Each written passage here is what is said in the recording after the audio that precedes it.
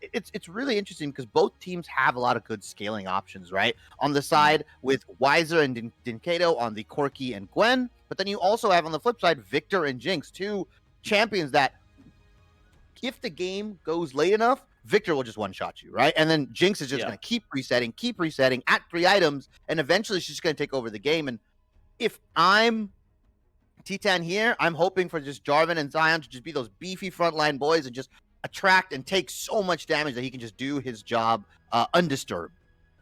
Well, regardless of that, all I am hoping for, Shibby, is for an excellent series of games here at the grand finals of the CBLOL here in Split 1, Red Canids versus Pain Gaming. We are on to the Rift here. They've got the players on stage. They've got fans in the arena. The stage is set to give us the perfect cap-off to this split. It looks like we're not going to have any level 1 shenanigans just yet, but I'm sure that the bloodbath will begin before too long. We saw the kill per minute, so the average kill stats earlier on during the analyst desk, and Pain Gaming, they've got the highest kills, per minute in the game. They've got 19, something like that, or highest kills average per game, and the second highest kills average per game is Red Canids at 17. The two bloodiest teams in the whole league here at the grand finals. I'm expecting some fireworks. Yeah, and especially with both of these guys, both of the junglers on early game champions, right? Jarvan and Lee Sin, no strangers to that early game aggression, especially when you have, pretty volatile lanes, I would say, in terms of CC, right? You have Sion with the charged Q, you have JoJo and Damage with the Nautilus Q and the set pull. I mean, there's just so much CC everywhere layered around these lanes that I expect this early game to go very bloody, like you said, especially with, like I said, Aegis really needs to get that edge, and he's going to go for that blue topside start. I think that's just smart. You're not going to play towards Guigo. You're going to let Guigo take some damage, get bullied, lose some CS, and you're going to play towards Titan and JoJo, your primary carries here. Yeah, it does seem like I think I probably give the edge to Red in terms of just, play starting tools. Damage, of course, has the Nautilus Hook, which is an excellent tool himself, but Corki's not making anything happen on his own, and Weiser doesn't really have any CC to do that. If they're going to find a kill, it's probably in the 1 versus 1 chipping away at Gigo. So we'll see what Aegis chooses to do and what Karaoke can do with that. As the Lee Sin, he doesn't have the flag and drag. He doesn't have as good of a CC engage. He can just kind of fly in and do a lot of damage and work with the slows himself. So I want to see if Karaoke's gonna go for ganks, or maybe he's gonna go and try and 1v1 Aegis. Maybe he's gonna go, we both know we're the most important people on the Rift right here. Let's just go and hash it out together. Yeah, well, it looks like Karaoke wants to go for that early gank right before 2 minutes 45. He went red, Raptors blue, a standard level 3 clear, gets you onto the map, ganking at 2 minutes 45 seconds. Here's the timer coming up right now, and he's going to look for Titan and JoJo. He snuck in, I believe. Oh, he slipped past the ward. There's a flash in from Damage and connects straight onto Titan. Can they find the kill? Karaoke, the spearhead, with a first blood to start it off. Damage won't find the dredge line. JoJo will step away, but that's not what you want from Red Canids.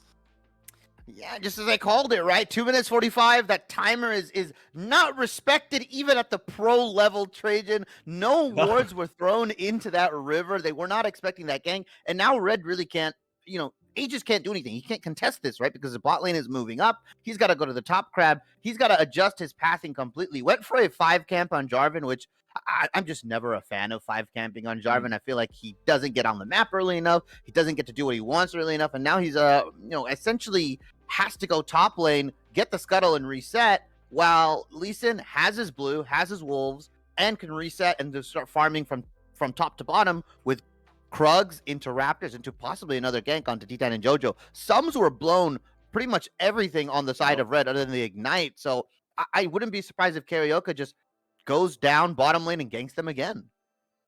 Yeah, if there's one thing I've learned, Shibby, the CBLOL is not very much about respect. We've all seen the players stepping up from their desks mid-team fight to shout at their enemies, but Aegis may be looking to find something onto Wise, who doesn't have the flash, remember, just the ghost, and Aegis can't find the flag. Nobody flashes in to make sure it connects, but doesn't have the damage, and the summoner goes away for Aegis for naught. Yeah, Guigo did the flash E to get the slow off, but maybe the flash Q would have been a little bit better, the decimating smash.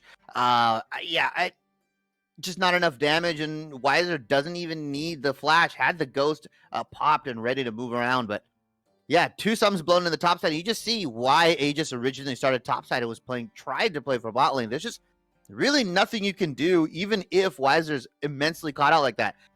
Gwen was at 25% HP and still lived. Yeah. It's just unfortunate.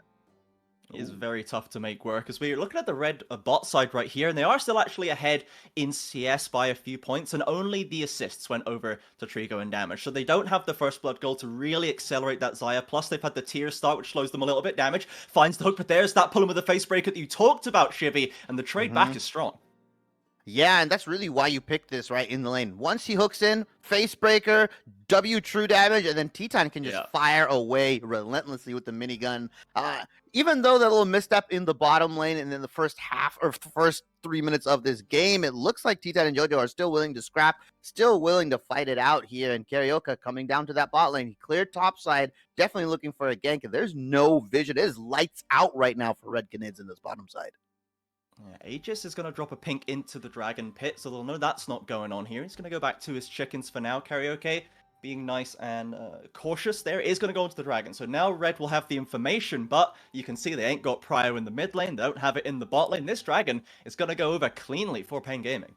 And a nice early and surprising Dragon from CBLOL here, right? Get the Dragon stacking early. They have that bottom lane push. They have the mid lane push. Very, very smart Dragon.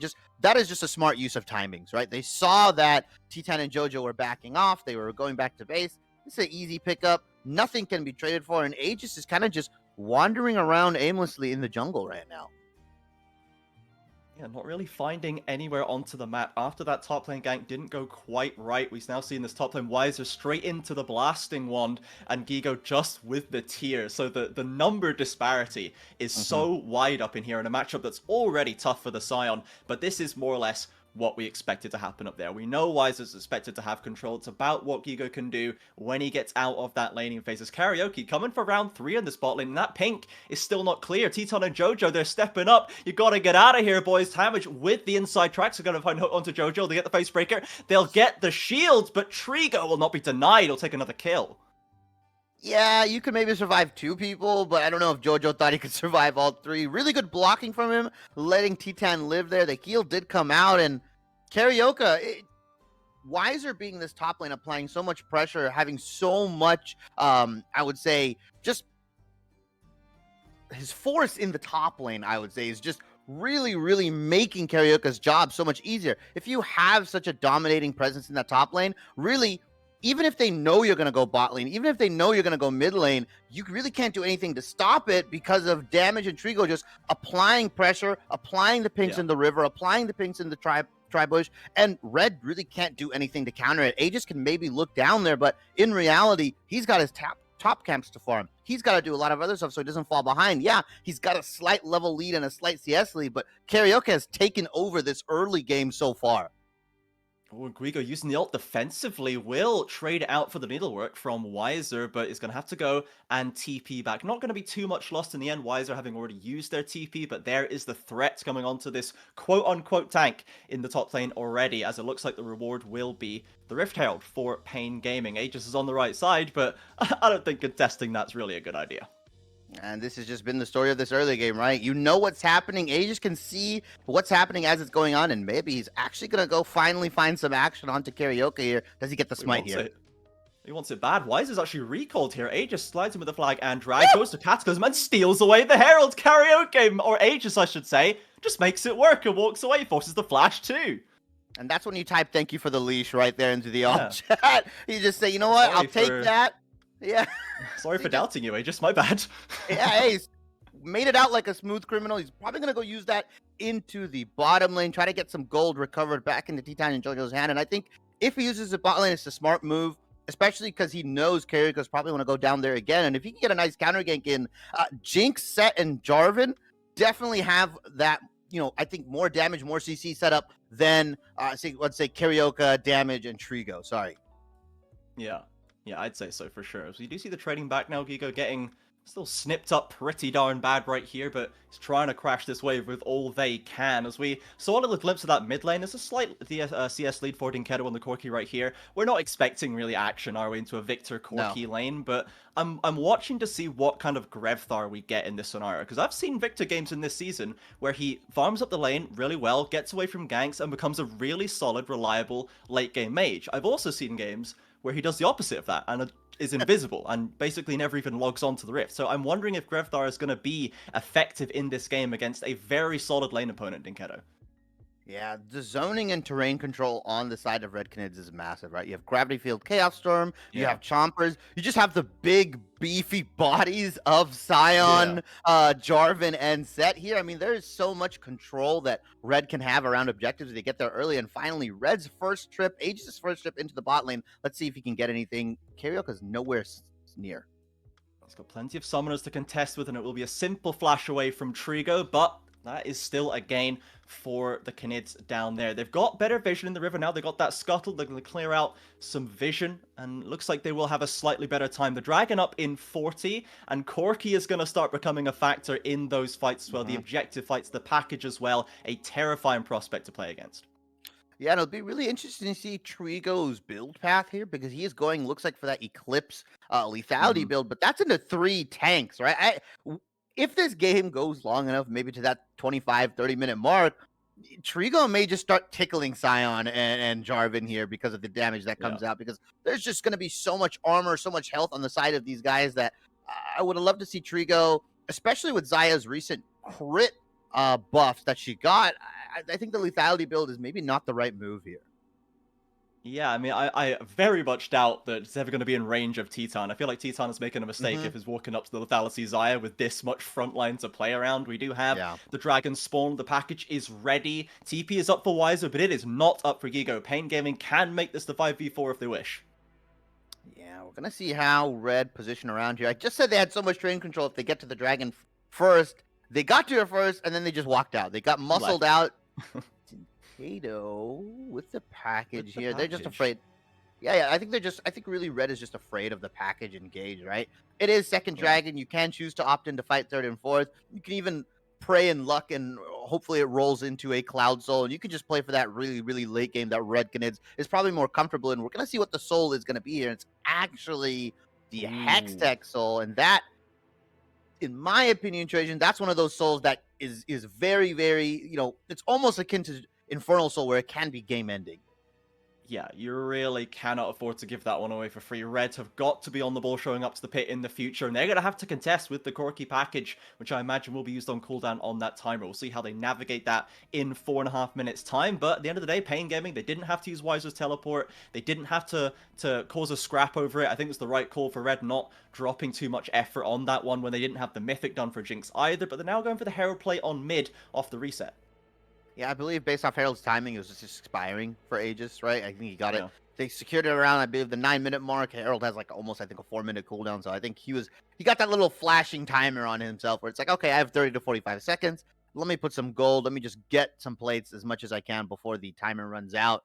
And I have no qualms against giving Grevthar some gold and giving him some him some damage, right? Because it is a Victor. Even if it's Grevthar on Victor, that guy's going to hurt. He's going to E-laser you. He's going to Chaos Storm you, and you're going to take a lot of damage if you're not playing these fights correctly. And like you said, lethality Xayah is going to have to play closer than she likes. So I'm going to see what Red does in terms of kiting these fights out, because there's a Gwen, there's a Lee Sin, there's a Xayah. There's so much, I would say, close to medium range damage on the side of Pain Gaming that Red, if they ever so slightly choose, they can just play range with Victor and possibly rapid fire cannon Jinx. Can he get away from the gank, though? There's the knockup from the depth charge. That's just the Nautilus guarantee in it. Yeah, I mean, that's just 3-man onto Grevthar.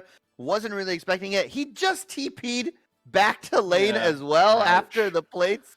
So now he's going to have to walk it out with his cane. And this early game from Damage and Karioka have just been phenomenal. It really has. They've been doing exactly what they need to do. They've got the Xayah off the ground. Karaoke is accelerated past that Gore Drinker already. Corki's scaling up nice and safely. And they're holding down the carries of Teton and Grevthar. So Red Canids, they can't really afford to lose too much more, because something that RMC said on the analyst desk is that Pain Gaming will close the game out well if you give them a chance. Red aren't going to be allowed to just sit around and scale up and let their Jinx and Victor get there without making some sort of positive effort towards that. Pain Gaming will shut them out.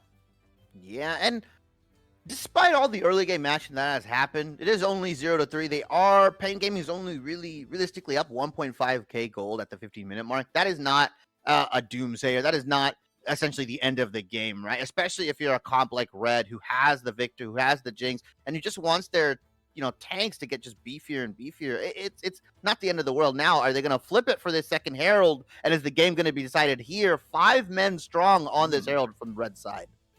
This time, Pain Gaming are seeding ground nice and early. Wiser on the bot side with the TP at the ready if needed. But Red, they had a pretty good time at the Herald last time. They just walked away and took it without too much issue. But there's the TP from Wiser. Now Red, they can't. Surely they can see this. How are they going to handle it? They're bunched up on the front line. Jojo goes in. But Titan is being aggressed by Wiser. Karaoke's made it through. They haven't found the kill just yet. Titan looking for the resets. Look how low damage is. Look at how low Karaoke is. He's already gone down. But Pain Gaming, they have plenty more in the tank. And Guigo will fall. It's a 3-for-2 at the end.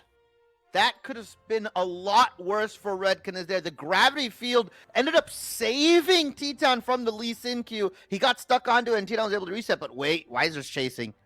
He's found the carries again with a Hallowed Mist. Isn't going to grab the kills, but Trigo still finding out Teton in the bush there. They get this tower. They've got the Herald as well, I believe, and it's a big swing for Pain.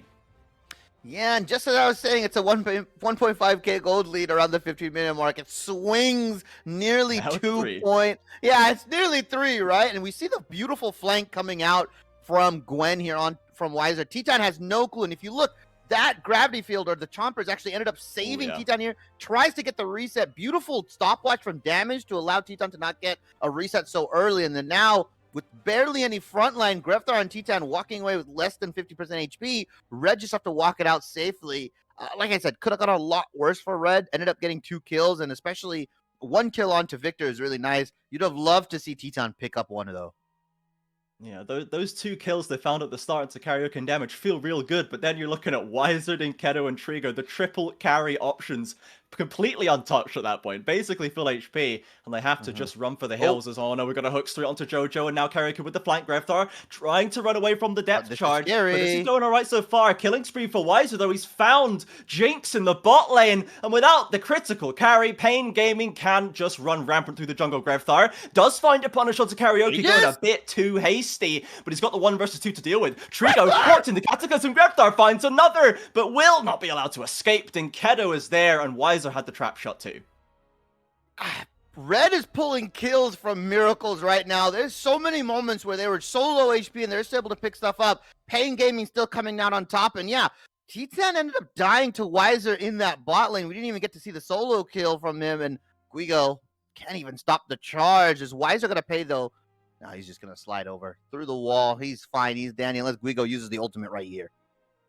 This is one of the things I love about Red Canids, is they will always swing out on the way down. They're never going to roll over and die. Grefthar finding 2 kills there, getting himself up to 4-2-1, accelerating himself towards that second item on the Victor, and he's going to have to do a lot of heavy lifting, I think. Teton still a ways to go before he becomes the hyper carry we know he can be as the 3rd dragon is on the rift. Dinkedo does have the package. This is 3rd dragon for Pain if they can find it, but now the engage from Gigo Straight only finds damage. This is not the Scion engage of your dreams, and now they've got that critical tool off the table. Yeah, I ended up just tanking the Scion ultimate, and Red's just gonna walk it out. They're like, yeah, you know what? We don't really have anything else. There's no Cataclysm available. Flag and Drag is too much. They can give this, but this next dragon right now, they're down, what, 5k gold nearly here, and although Grefthar is strong, Teton is still, what, an item and a half almost, or half an item behind Trigo here. He's not the carry that we expect him to be, and he was just effectively shut down by Karaoke. Yeah, not been allowed to play the game so far in the team fights. Is trying to get to that second item, but you can see even the damage that Dinkedo is doing to Guigo is so high right now. Really, a lot of items need to come through for Red before they can start enacting this very strong front-to-back team fighter comp they've built for themselves as Grefthar. He's thinking about this turret, but he steps forward, damaging Karaoke. Might look to make this a tough decision. Jojo is there, but he's got to get away from the hook. A flash will connect, and Wiser will snip him down. Karaoke with the finish. It's as easy as that. Grefthar giveth and Grefthar taketh away. He could not resist the bounty or the objective bounty. Yeah, the bounty gold on the top turret. He was thinking about it, and I thought he had it. I thought he sniffed something out. He didn't really see any of the other guys on the map, but ended up trying to go for it because he saw the Gwen and was like, you know what, I can kite it out. Ended up paying with his life, but what can Pain Gaming do with that pick, right? I mean, you waste, I don't say waste, You use the flash for Grevthar here. You maybe take some vision down into this Baron pit, but in all reality, that death isn't as impactful as originally assumed. Maybe they get the top tier 1 at best with Dinkato and Weiser here, but not ideal, but not super punishing. Yeah, Pain, they do need to keep this pace high if they want to avoid Red hitting that critical mass point where they do get the items and they can pull off a solid team fight, as they're making sure the Baron is warded. That now on the field, you can't let that go away, and we've got the next dragon potentially hextech point in 3 minutes. So Red Canids maybe looking for a bit of a counterplay. They've forged their way into the top side jungle. They've got the vision advantage. Trigo will check it out. Won't see them just yet though, I don't think. Yeah, he definitely stiffed something out there. They saw him. They saw rest of Red clear vision out in the river. Didn't really see them go back down anywhere. They probably think that Trigo probably thinks that there's a dive coming, right? But even then, it's a Xayah. She's got ultimate. She's got flash coming up in a little bit. Cleanse as well. Like, you don't really dive that. And now 4-man strong for the objective bounty this time. Grevthar actually not present for this one.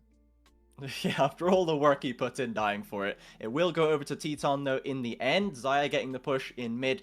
Weiser on bot lane, but there's not really any towers to take down there. They've already got that pretty much in hand, and now Red Canids actually have the inside track here. Damage has a little flank angle onto Gigo, but this is the Scion. Not much point to the engage. There goes the inner for Red. This is a nice gold injection.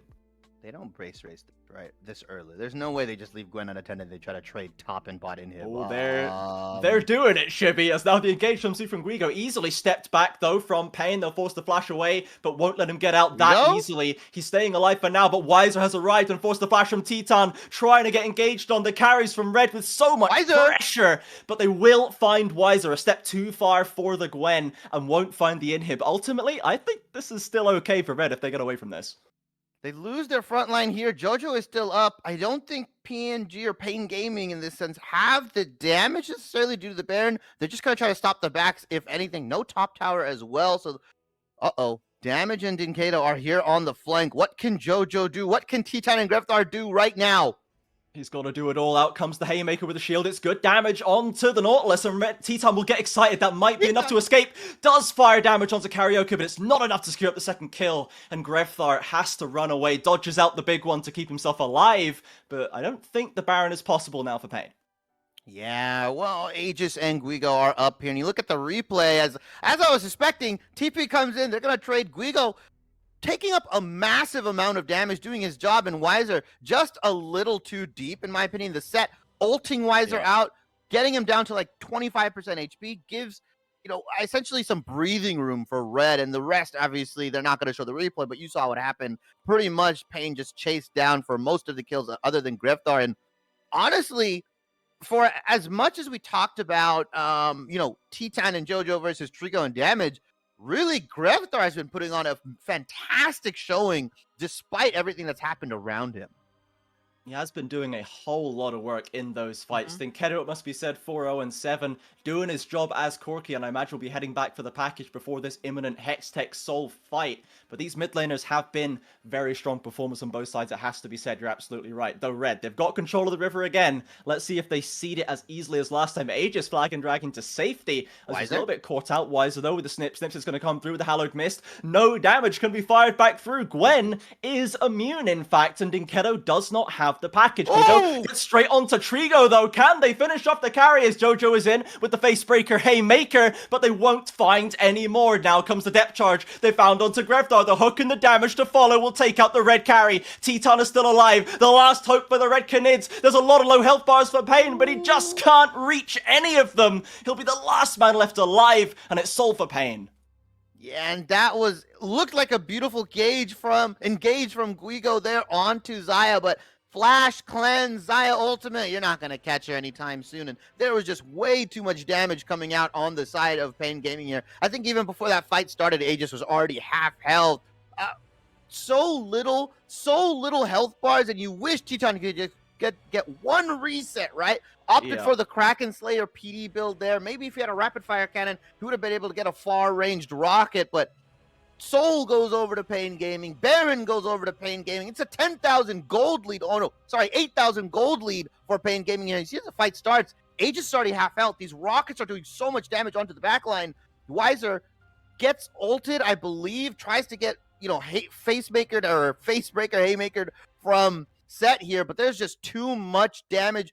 Beautiful positioning coming out from Pain as well, and Teton can't really do anything. Look at Denkato walking up, rocketing him, and yeah, Teton's front line collapsed in front of him, unfortunately, wasn't able to put out the damage, and he's just behind right now, right?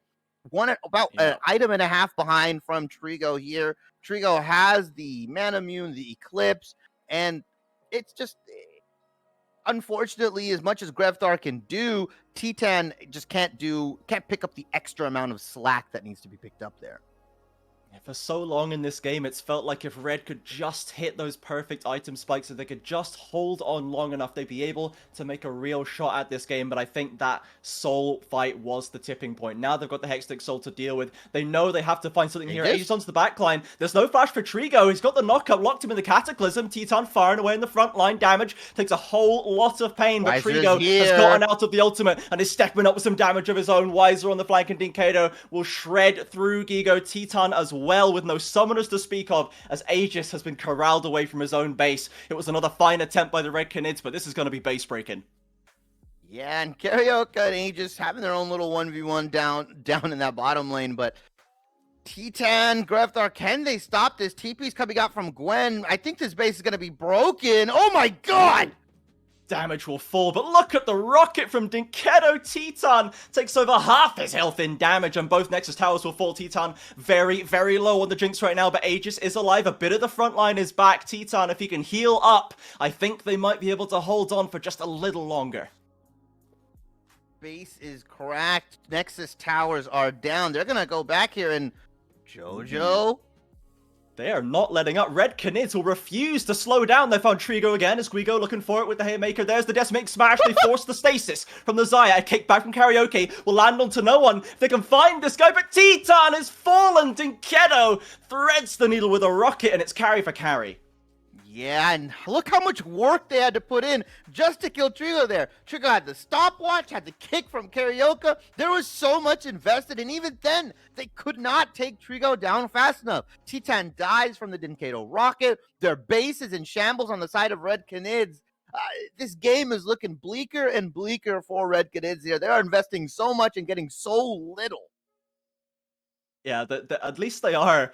They're not dissuaded by any of the failed plays beforehand. They're like, no, we're going again. This time, boys, we're going to make it work. And they find these little bits that keep them just about alive. They've kept the game going just now. They've only lost the one inhib. It's not quite over, but they are 2 towers down to 9. They are now 10k behind, and the Hextech Soul is not going anywhere. These fights have to go perfectly for them to keep themselves in it, and Pain Gaming, we said how good they are at closing out the games. Red are making it difficult, but it is still inexorably swinging towards a Pain Gaming win in game 1. All Pain has to do is just wait 2 minutes, right? They can either go to Elder with all the vision they have, or they can swap that over to Baron and put vision down there. They have Red corralled into their base. They just have to wait for the objective. They don't have to try to force this end here, because if they do try to do that, Teton and Grevthar have the damage. They definitely have the follow-up, and Guigo is a tanky boy right now. Force of Nature, Sunfire Cape, looking to finish off that Fimbulwinter as well. It could be dangerous if they try to force something here.